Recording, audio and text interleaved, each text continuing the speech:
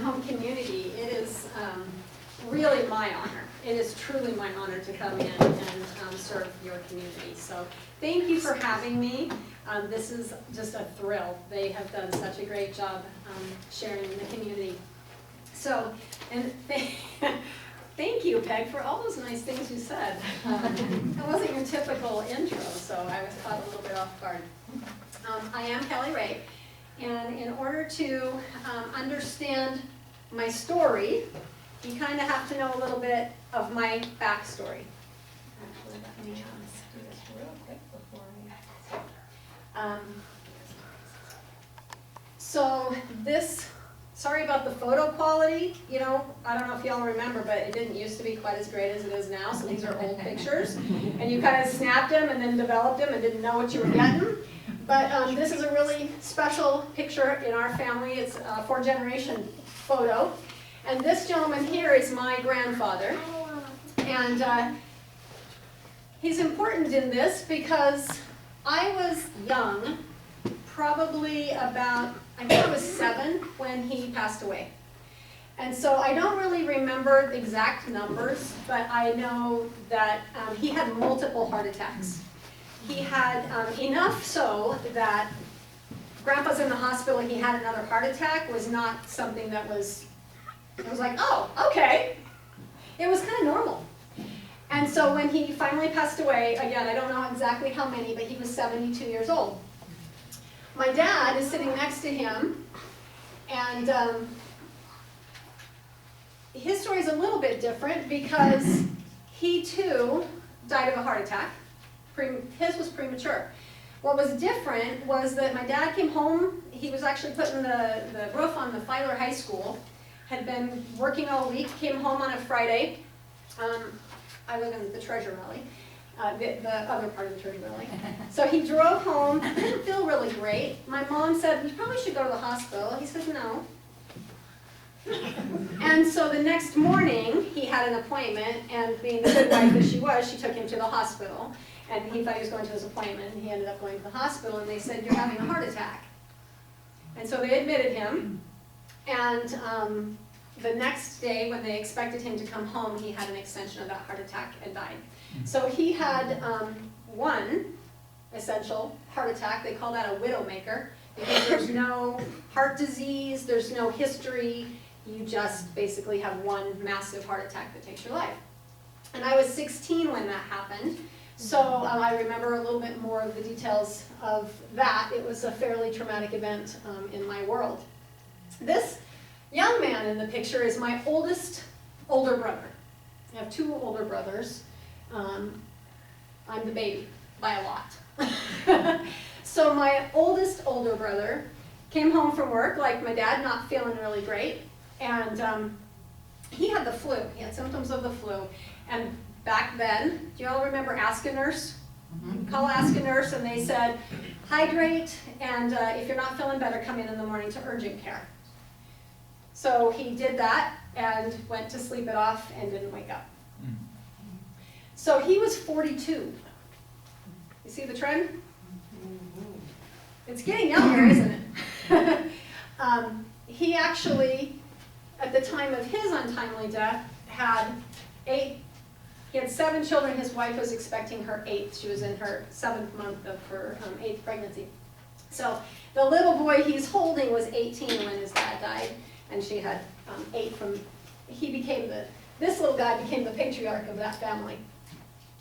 This is my younger brother, who you can imagine with this leading the way when he turned 40 and ended up in the emergency room with a cardiac arrest. You can imagine his fear and his wife's fear, and he had 3 babies. He had 4 babies. His was not a heart attack. When they did his workup, they found that his blood sugars were in the 700s. So he was in a diabetic shock, which manifests as a cardiac arrest. So he didn't have a heart attack. Great news! Great, he's still alive, and he didn't have cardiac disease. But he had out of this world diabetes. And that was his first notice, okay? This gal is my sister. And I remember as we were growing up, again, I'm 15 years younger than my sister and 9 years younger than this brother. And she had the allergy shots. You guys familiar with when you have seasonal allergy, or she didn't have seasonal, she had a lot of allergies. And so she did shots every single week to build up an immunity to help so that she wasn't so allergic. And she thought they were the cat's meow. I think it sounds like torture, but it was normal for her, okay?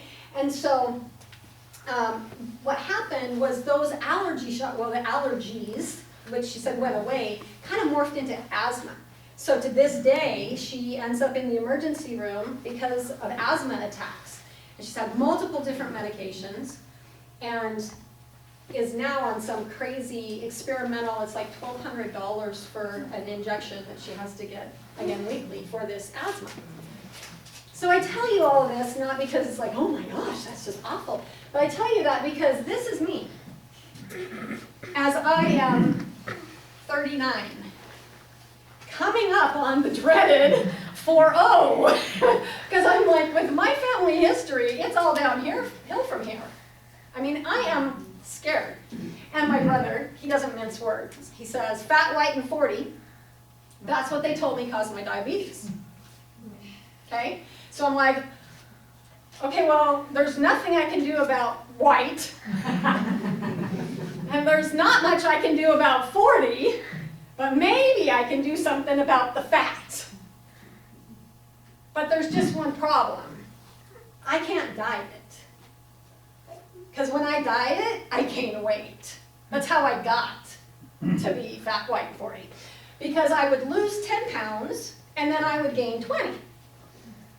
Okay, so people are nodding, so I'm not the only one. I was just like, okay, I'm not sure what to do here, because I know that there's a problem, and my world is either going to end prematurely, or at best, I'm going to have a really crummy quality of life. Because this is what my family history is. Runs in my family, right? Okay. So, that's why my backstory is relevant. Because at this point, I'm kind of in this conundrum of, I'm fat, white, and 40, and everybody dies in my family. What am I going to do? I don't know. I see this presentation on fruits and vegetables at a Toastmasters group I was at. I thought, oh, that's really interesting. Now, again, I didn't say I was the brightest light bulb. I didn't make the connection because I'm thinking, I'm looking at my family history going, okay, something bad's going to happen. But I'm a speech therapist. I work in a hospital setting. I'm working with people who are really sick. And I'm surrounded by a family that's really sick. So compared to my peer group, I am a pillar of health. So what I'm projecting may happen, at that point, it was all in the future. So I didn't really make a connection that, oh, fruits and vegetables, that might be a solution. So I kind of blow it off, actually. I just thought that was really a cool idea. Then a couple weeks later, I was in a different presentation for women and children, and I heard about these fruits and vegetables in a capsule, and I'm like, I think that's the same thing I heard about a few weeks ago. But it was different this time because she mentioned to me that children eat free. Okay, well, I have a baby who might be able to benefit from this. She was 3 going on 4, and the Children's Health Study worked for 4 and older. And I thought, well, this might just be something good for her. It's not going to hurt her, and I get it for free. So let's try this. And so I start feeding my family these fruits and vegetables in a capsule, and I remember it like it was yesterday because I was sitting in my desk after a long day of charting, and I am, back then we actually did paper charts, so I was handwriting, and handwriting was kind of a big deal. What I didn't tell you is that I had chronic arthritis pain. I had rheumatoid arthritis from the age of 25. And so at the time, again, I'm thinking I'm a pillar of health because it's normal. I've had it for 15 years. Hurt is what you do. No big deal. Mom, grandma, it's no big deal. So I'm sitting here in my desk and I'm writing and I realize my hands don't hurt. My hands had not hurt for 15 years. And so I literally looked at my hands and I'm like, my hands don't hurt. What is going on? And I realized that the only thing I had changed was eating these fruits and vegetables in a capsule. So I'm not the brightest bulb. So I didn't figure out that maybe I needed it. I was just thinking that my kids needed it. And so when I was the one who had the benefit, I'm the one who didn't have any pain, I had to figure out what in the world was in these capsules and why produce did what no doctor, no therapy, no prescription, and no supplement had done for 15 years. It got rid of my pain. I was blown away. So I didn't know I was on this journey, but I found out that food was the medicine that my body needed. My body knew what to do with the food. It didn't know what to do with the other stuff, but it knew what to do with the food. And I started to research and learn more and find out more about cellular healing. Now, after being in, it seems really silly to me, but I still meet people in healthcare who've never, we just aren't trained that way. We don't think about cellular healing. We think about what is your complaint, what is your symptom, what is the solution, especially as a therapist, because we treat the symptoms. I can't take your stroke away. All I can do is make it better after the fact, right? So, let's sit right up front. Good. So,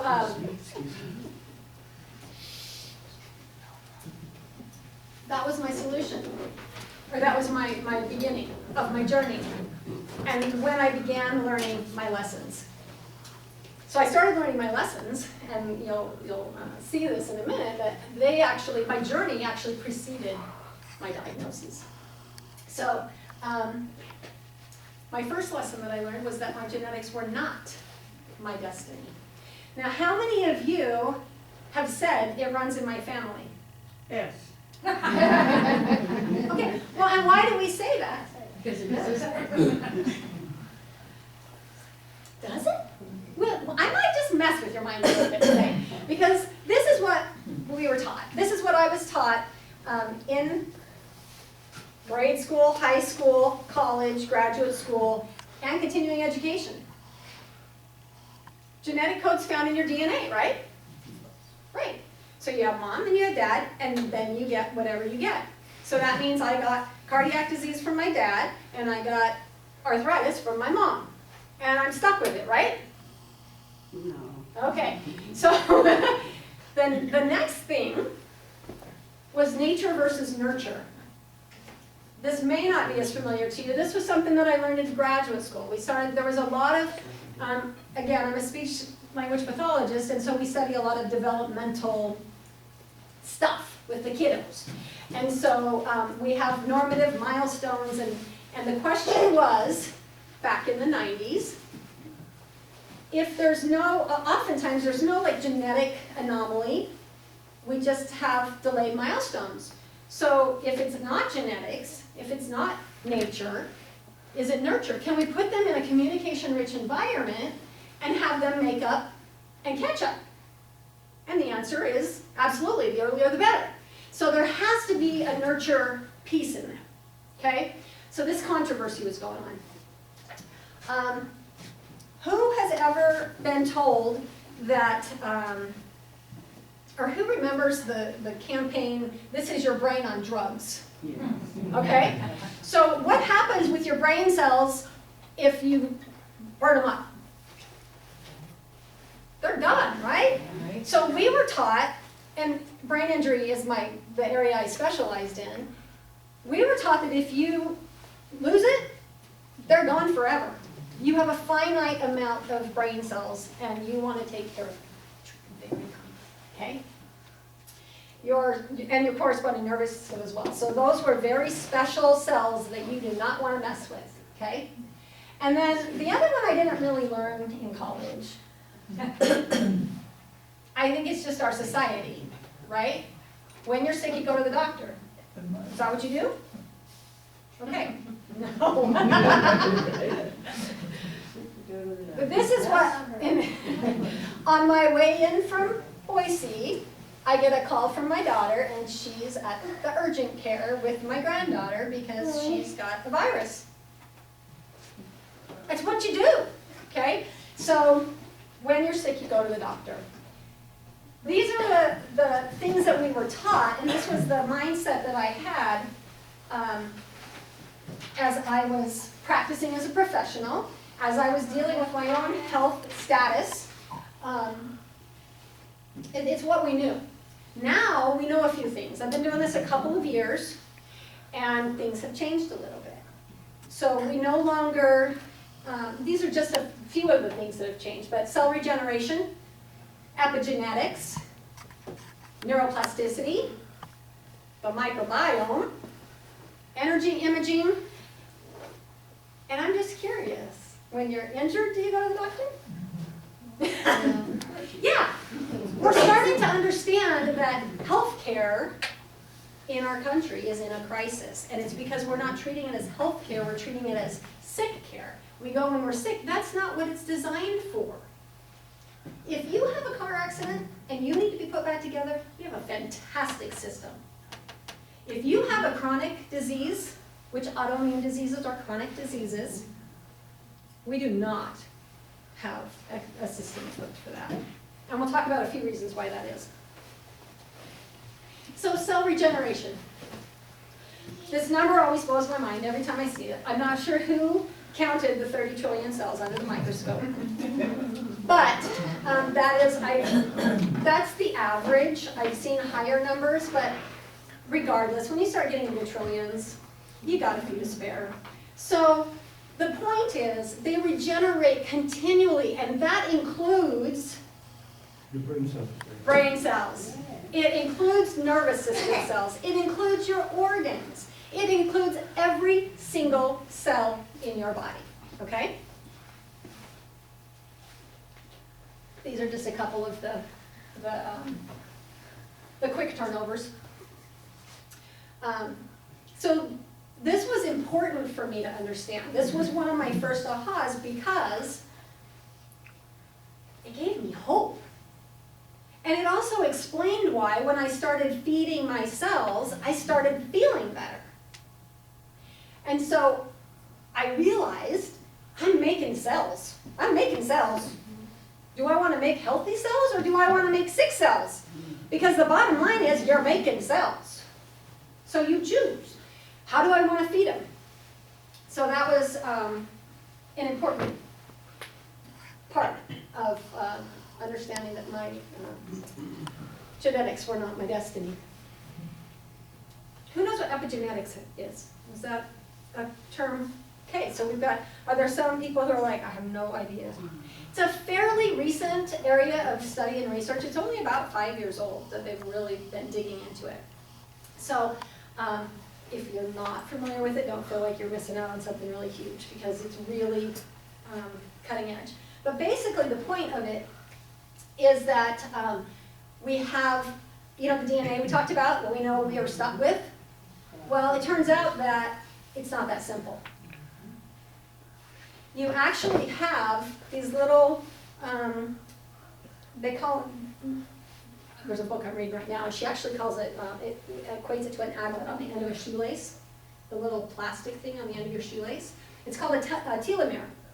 And the length of your telomeres on your DNA is actually what tells you your health. Not the DNA itself, but the telomeres. And within your DNA, you have these, for lack of an easier way, just to understand it, you basically have switches, like light switches. You can turn it off or turn it on. Wow, that is super exciting. Again, it gives me hope because I can grow new cells and I can turn off switches. My kids maybe won't have to have that terrifying, oh my gosh, I'm turning 40. Because, well, we'll talk about that in a minute. So, epigenetics is super, I'm stoked stoked about it because it's really exciting to think that I'm not stuck with it. That's the bottom line. I'm not stuck with it, okay? Neuroplasticity, super exciting. Again, when I finished graduate school, we were right on the cusp. It was one of those very controversial things. I treated brain injury. So I happened to kind of believe in it because it was kind of what I did. So I saw it day to day, that we could retrain the brain. But there wasn't a lot of science to prove it back then. They were still thinking that you were hardwired and you got what you got. And so basically, if you got better, they didn't really have an explanation for it. Now they understand neuroplasticity. Neuroplasticity happens because of cell regeneration, right? If you got new cells, then you can reprogram them. Also happens because of epigenetics. If you've got great telomeres, then your ability to rewire is better, okay? So it all kind of comes together. It all works together. The microbiome, the big buzz right now, that's super trendy, right? Gut health. You know, your microbiome is not just your gut, it's your whole body. It's basically all the passengers that you're tagging around with. And then we massively destroyed with our sick care system. And so as we're massively destroying them with our sick care system, the way we run to the doctor every time we have a sniffle or an earache, it's affecting all of these things because we now understand that, specifically I just use the gut, but it's true for your skin. You know, if you're putting a bunch of antibiotic, which I'm required to do at work, and every time I do it just makes me mad. Because I'm like, we're making the problem worse, not better. Another lecture, another soapbox. But, you know, your skin has built-in protection. All of your little healthy, good bacteria, they kill all of the things that we put stuff on to kill, and then we grow superbugs because they're smart. Yeah. We try to outsmart them, and they just get kind of like criminals. You know, you just hackers, whatever. So the amazing thing is that we're learning that these passengers, all of the good bacteria, the good pathogens, I don't want to say pathogens because that sounds bad, but they're good for us, and they help us regulate our system. They help us stay in balance. They protect us. They're our allies. And so they actually regulate our chemicals and our digestion and all of those things. So that was, our brain is in our gut. What? That's just because our cravings and the way we eat and the way we act, moods, anxiety, all that stuff comes from, it's regulated from the microbiome. So pretty crazy stuff. And energy imaging. These familiar terms for everybody? MRIs, EEGs, EKGs. Probably everybody in this room has had some sort of one of these tests at some point. They're pretty common knowledge now. Now back in the 80s, this is actually what helped us understand all those other things I was just talking about. We now can image it. We can see it because of technology. Before it was just, well, we can't prove it, so we don't know that it's there. We can prove it now. We can measure it. And so technology is unlocking those mysteries that, to me now, I think about those things we were taught, and it's ridiculous. It is so ridiculous. I think back literally to ancient times when they thought the world was flat, and everybody believed the world was flat, until somebody sailed over the edge and came back and went, guess what? It's not flat. And so that's kind of, I'm here to tell you that the world's not flat. You're not a victim of your genetic code. It is not nature versus nurture. And your genetics are not your destiny. And that's not just a hopeful wish, it's a fact. Okay? So I just think it's ludicrous that we even think, and I still hear it though. I hear it almost on a daily basis from my patients. It runs in my family. I'm the way I am because it runs in my family. And of course, that's my healthcare hat, so what do? Okay. Because I'm not the doctor, so, and they didn't come to my presentation to hear voluntarily my rant. So, the second lesson that I learned before I really knew I was even still on a journey was that fruits and vegetables are good for you. Like, eat your fruits and veggies already, right? And I knew that, but I'm an Idaho girl. I grew up on a farm, and we had our meat, and our potatoes, and our bread, and our butter, and our bacon. I still have my bacon. and we had our side of green beans or whatever came out of the can, usually. So I ate my veggies. I ate my mashed potatoes and gravy. I did. But what I learned was why I needed to eat my fruits and veggies, and I learned that that's why my pain went away. So I love this analogy because when I heard it, my dim light bulb went. So everybody here ever had a fireplace inside a house? Okay. And if not, you've still seen like a fire. Okay, everybody's seen a fire. So what does a smoke, or what does a fire give off?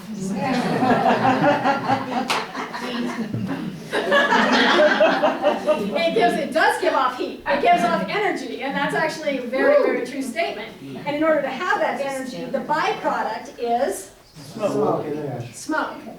And so, did you know your body is a fire? Very hot. Anytime it's making energy, it's creating smoke. It's not really smoke, but it's the same thing. It's a byproduct. It's actually in our bodies called free radicals. But it's basically the smoke inside your body, okay? So it's basically damaged cells that go and find a place to hang out and cause chaos. And for me, it started in my finger when I was 25. That's where I decided it really wanted to take up residency. I thought it was the weirdest thing ever. And then it moved throughout my body, and it just got worse and worse as I got older and older, because that's what happens, right? I'm getting older, it runs in my family. So what I learned was my free radicals like to hang out in my joints, and that created rheumatoid arthritis. But guess what? If you open the flue and let the smoke out, the pain goes away. So that's what happened for me.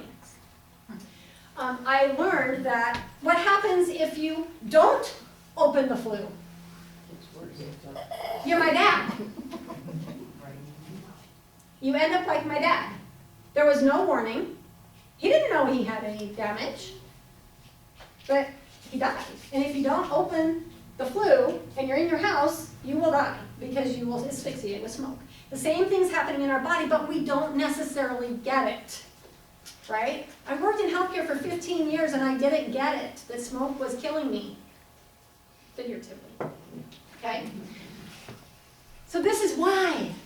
I'm a real why person. This is why. Did you know the only place you can get antioxidants, fiber, phytonutrients, and polyphenols? One place you can get them. Where? Plants. Plants. Thank you, Thomas. That is the only place you can get them. I didn't realize that. I mean, I knew, but I didn't know. So you can get enzymes, you can get minerals, you can get vitamins from all the other stuff that was on my plate that I really like. But the stuff that gets rid of the smoke, ironically, is not enzymes and it's not vitamins. It's the antioxidants, it's the polyphenols, it's the plants. That's what hauls out, that's why it's called an antioxidant. It neutralizes the free radical damage and hauls it out. Okay, it's that simple. So now all of a sudden, I am an antioxidant junkie. That's all I do. It's all I eat. I mean, it's not all I eat, but it's huge. It's now 80% of my plate instead of 20% of my plate because I understand the benefit of it. And this is not just my experience, but the cool thing is, and if you want to see these studies, this is a busy slide, And we don't have time to go into everything tonight, but basically all the stuff I just talked about is validated with research. So what's really cool is, and this is another thing that I've found in my practice, is that clinically I will see something, but we don't have proof. Kind of like the whole neuroplasticity thing. It's usually about 7 years behind. Research is about 7 years generally behind clinical, because we first have to experience it, have the question, then set it all up, then research it, then interpret it, then publish it. So it's about a 7-year process. So what's cool for me was that, and it's still happening, there's more and more research coming out all the time. In fact, we've got some new studies that Juice Plus is doing for inflammaging. Does that sound like what I just described? Brain health. Okay, there's some really cool. So the research is actually now validating what we've seen clinically for years. Okay, so it's pretty cool. So this is actually where the story started and where it got kind of interesting. So you knew I had arthritis, and at that point we called it a degenerative disease, another thing that's changed. It was degenerative because it doesn't kill you, it's not terminal, but basically degenerate, right? So it kind of sucks. You just get worse and worse and worse, but you don't die. So that's degenerative. Well, I had been on my health journey about 3 years. I had dropped 70 pounds. I had energy, I had no pain, I felt amazing, and I suddenly got this massive inflammation in my mouth. I'm a speech therapist, kind of familiar with mouths. I'm looking at it and I'm like, what is this? I mean, I felt like I had an alien. It hurt like I can't even describe, flaming red, white lines going through it, and I was like, I've never seen anything like this. My daughter was in school, going college for dental assisting. I said, have you seen anything like this in your textbook? She's like, no. So of course, what do? We go to Dr. Google, and we start searching. And I found my diagnosis, and it was oral lichen planus. And it said, go to the dentist. Oh no, I am not. There is no way I am sitting in a dental chair feeling like I felt. It was bad. And so I read a little further, you know, wait for the answer you want. Nobody's ever done that, I'm sure. So it said a dermatologist could diagnose it.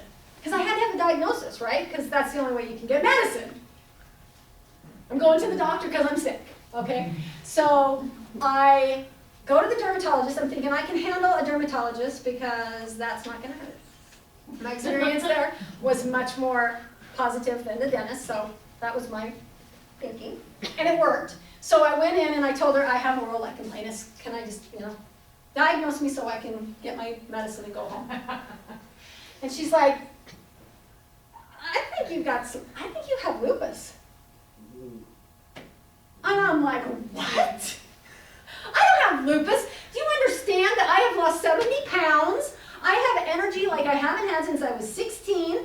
I feel amazing. I'm working out. I'm eating a clean diet. And she's like, okay, but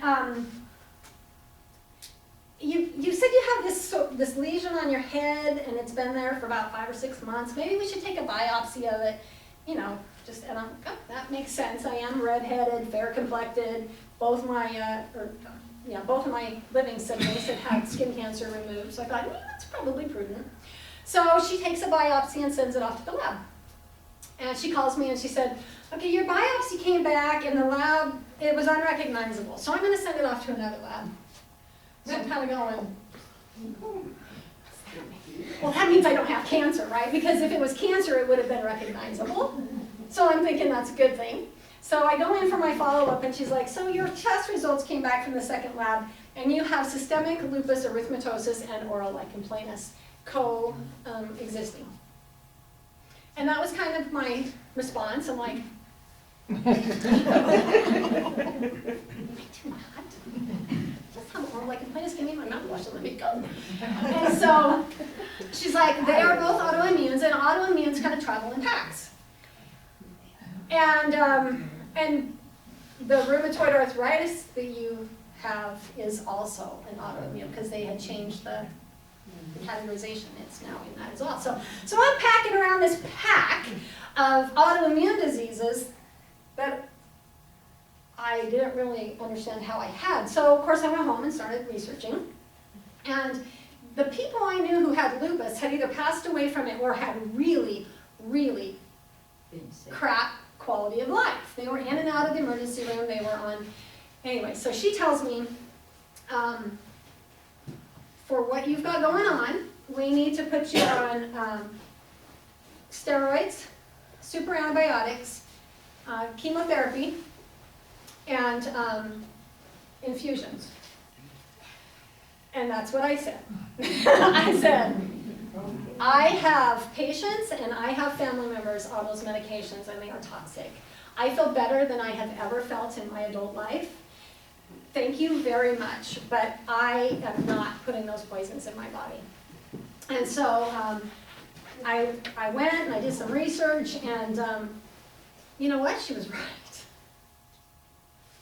Turns out she knew what she was talking about and that the labs were right. And when I looked, I realized autoimmune comes, they have what they call flares, and so the symptoms will peak and then they'll kind of remiss, and then they'll peak and they'll remiss. So for as I looked at it and I realized I had had lupus for about 11 years. The first big flare that I can identify and go, that was lupus. It was not what we treated it for. They thought I had colonized staph because I worked in healthcare, and so when my sinuses would drain this time of year, or at the change of seasons, I would always go into these crazy infections, and they would treat the infection, and then it would turn into a yeast infection. I was just in this cycle, and it morphed year after year, and they thought they knew what it was, and so 11 years. We were treating it as something different. So I tell you that because there's no magic in a diagnosis. I was no different the day after I had a tag than I was the day before, other than I had a hell of a lot more fear. Right. I was terrified because now I'm terminal. I mean, I know people with lupus who have died, and so I'm scared to death because I have a young child. My older two, yeah, they were teenagers. They'd do fine without me. Although truly, I recognize that I'd lost my dad when I was a teenager, and so it was scary. And then to think, am I being irresponsible because I'm not doing what the doctors told me to do? Am I putting my life at risk because I'm too selfish? So I was thinking about my kids, and I really did. I went through some of that whole, am I doing the right thing? And I had alternative doctors, I had all sorts of doctors telling me, no, you're not going to be able to manage that trifecta of autoimmune.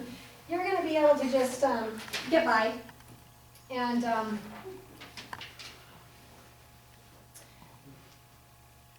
I really kind of felt a little bit,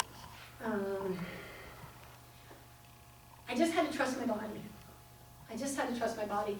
I knew that I felt better than I had ever felt. But clearly, it wasn't enough because I had obviously a flare and a new autoimmune. The lichen planus was new to me. The lupus was not. But the lichen planus was. And so clearly I still needed to do something. And so as I'm looking into alternative medicine, different kinds of things, it kind of took me looking at my lifestyle, the whole big picture. So I had the nutrition figured out, but I did know, I found a trend with stress. Anybody know stress? No, yeah. Stress was one of those things that I could pinpoint and I could go, this happened, flare. This happened, flare.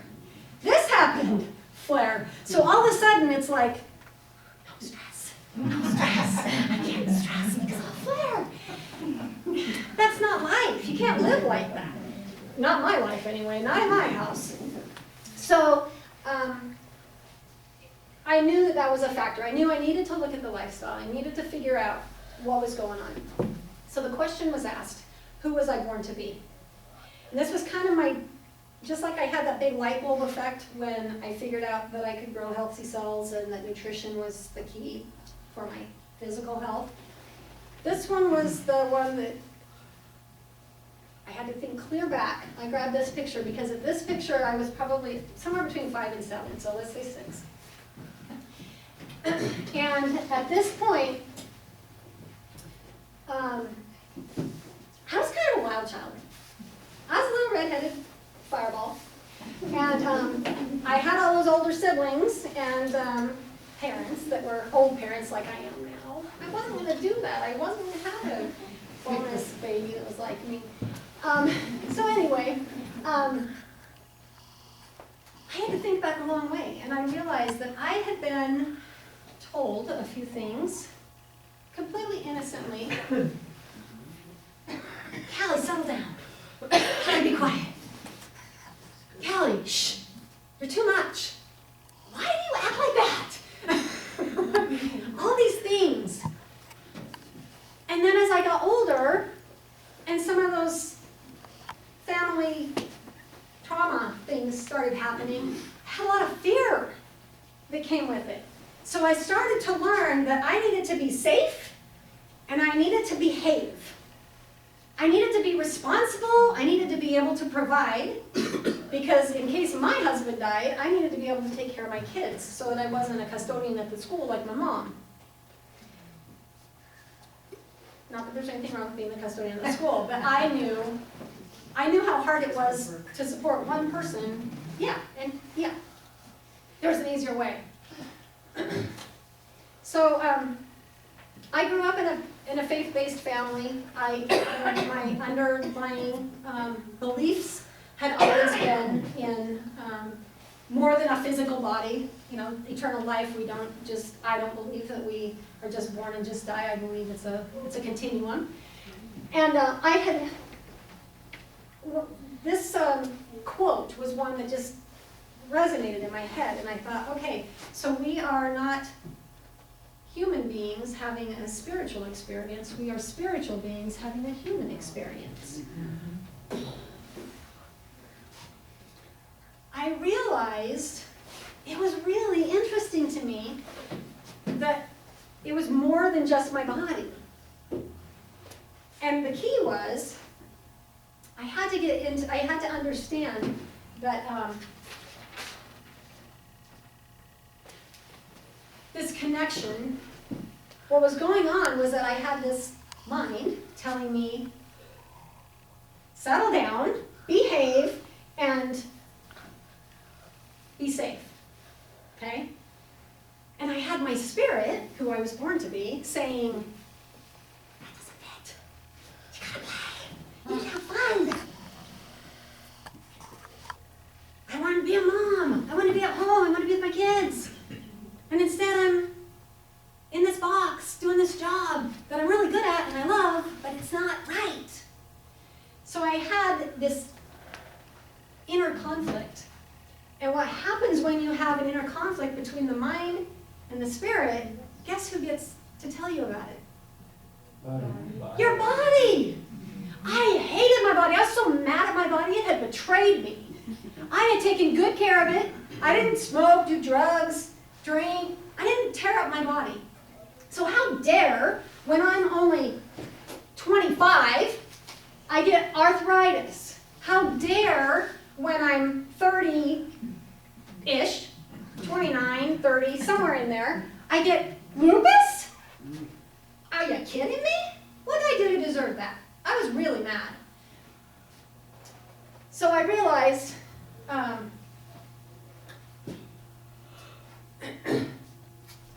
that was what the autoimmune was. It was basically my body's way of telling me that there was this battle going on. So it ended up being a lifestyle overhaul. I had to look and go, okay, what do I need to do? I need to listen to my spirit because it's not being heard. I need to tell my mind some better stories that are in line with my spirit, right? So I realized that it's not a diet, it's a lifestyle. There is no magic bullet, but I happen to think there is a magic lifestyle. And it's not hard. I hear that all the time. I couldn't do what you do. It's so hard. No, what's hard is being so sick that you can't get out of bed and walk to the bathroom that's, 10 feet away. Or having your children come in and take care of you because you can't get out of bed for 2 months. That is hard. Living the way I live now is not hard, folks. It is awesome. So it's a choice, and that's all it is. It's really exciting to me that my baby that was 3 when I started on this journey is my video assistant tonight. And she doesn't know that long. She doesn't remember, fortunately. She's never had to take care of me, and hopefully her children won't know that grandma. So it's a choice. One of the things that I had to learn in another lesson was to empty your cup. And what I mean by that is that you need to be able to be open to that new information, right? If we think we know everything, we can't take anything in, then you're not going to be able to heal. And along those same lines, I call it stay in flow, not overflow. So just like our circulatory system needs to flow, just like our digestive system needs to flow, our energy system needs to flow too. And so if we have blocks, if we have things that are interrupting that, we're going to end up in that dis-ease. We're going to end up with that battle going on. Okay? Maybe not as big as my battle was. I didn't even know it was a battle. It was just my normal. It wasn't until I really stepped back and listened to it. But you've got to have that flow. And stress and negative energy, absolutely the biggest trigger I had. And now that I've learned, I have some strategies that I use for, and one of them is that. It's recognizing, instead of thinking of, oh my gosh, I'm so overwhelmed, I'm like, look at all the opportunities. It's just perspective. That's all it is. Instead of going, oh my gosh, I'm so scared.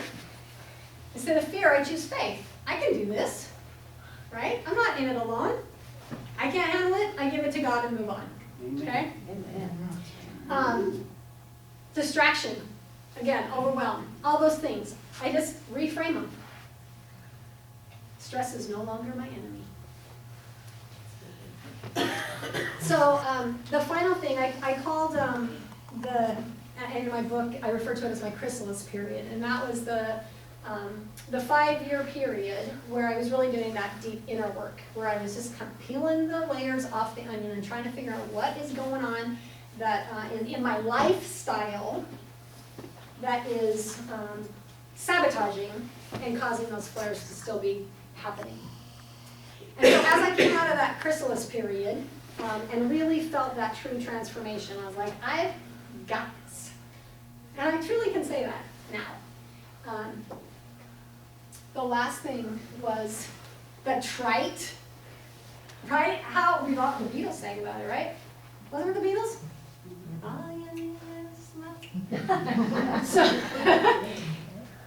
But what I learned is that it's unconditional love. And most importantly, for ourselves. So, that body that I was really mad at, I was really angry that it betrayed me. And now I've learned it didn't betray me, it was warning me. It was trying to tell me that I was about to implode. I was going to be my dad if I didn't listen. So I now am so grateful for my autoimmune diseases. I am so grateful for my body because my body tells me when my mind is not right and my spirit is not right. When they're not in alignment, I get a warning sign. So now if I have a flare that starts, I get an inkling of a flare. I'm like, okay, it's time to do some work. I can clean house. I can take care of it before it's a problem. Aren't I lucky? Not everybody gets that. So I really have learned that it's important to, we talked about that neuroplasticity and the cells, you're either growing healthy cells or sick cells. Same thing's true with your mind. You can rewrite it. You can rewrite your story. You absolutely, I have. I've rewritten my story literally from the inside out. I actually went from the outside in, but now I'm inside out. So you can train it. Is it easy? No. Can you change something you're not aware of? Absolutely. No. Not if you're unaware of it. No. You cannot change something you're not aware of because you don't know what. So you have to wake up. You have to make health a #1 priority.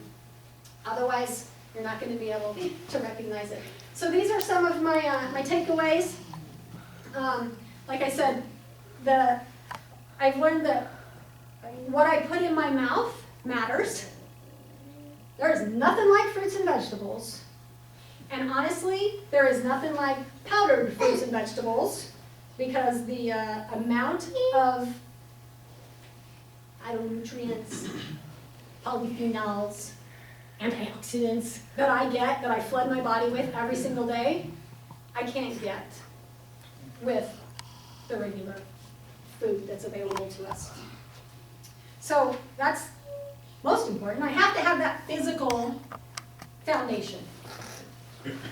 But that's not enough. What I put in my mind is just as important as what I put in my mouth. In fact, if I put something crappy in my mouth, because I do, I get to get rid of it. If I put something crappy in my brain, it's there. You don't get rid of it. You might think you did, but you just pushed it into the subconscious.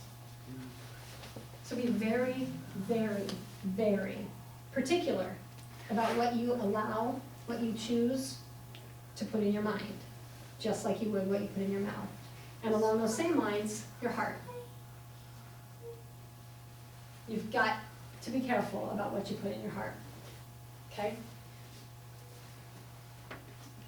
So this is my, my mantra, my motto, if you will. I do not subscribe to the reasonable and practical, because that's what I was told I was supposed to do. I subscribe to the divine and miraculous. So when I'm told, I'm not supposed to be